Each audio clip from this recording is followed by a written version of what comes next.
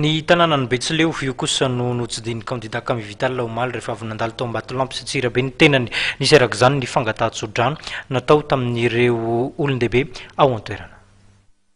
Tao aoriany ny tanànana Ambatolampy sy Antsirabe ary Ambohimahasoa dia ny tanànana Ambohitra sy Fianarantsoa no notsidihan'ny kandidà Camille Vital omaly tontolo. Nisy araka izany ny fanokanana ireo ivitoerana misy ny fobeny antoko Hiraka Isika tamin'ireo tanàna-ireo izay nentina ihany koa nametrahana ny ivitoerana fanofanana ireo mponina ary indrindrindrindra ireo tanora amin'ny fikirakirana ny solosaina. Raha nandalo tao amin'ny tanànan'ny Fianarantsoa dia nisy ny fionany tamin'ireo raiamandreny izay nanome tsodrano ity kandidà ity.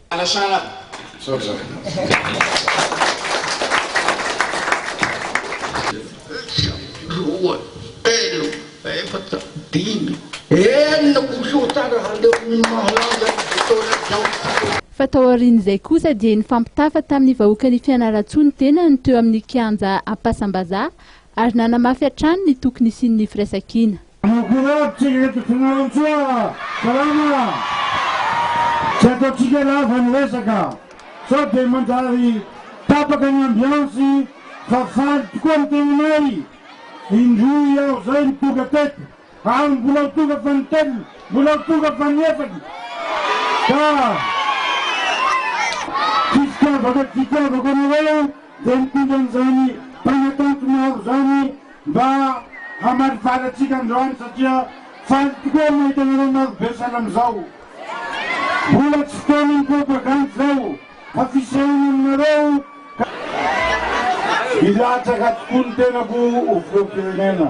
Hiraka isika rehetra no nanamboatra amin'ity Madagasikara. Hiraka sa tsy hiraka? Hiraka isika sa tsy hiraka? Manoloana izay rehetra izay dia mbola nanamafy hatrany ny kandidà Camille Vital fa ny fanarenana ny fandriampahalemana trano no antoka entina mampandroso ny firenena malagasy. Tao aorian'ny Fianarantsoa dia ny tanànan'ny Toliary no amaranan'ny kandidà Camille Vital ny fitsidihan'ny ireo tanàna manamorona ny lalam-pirenena fahafito.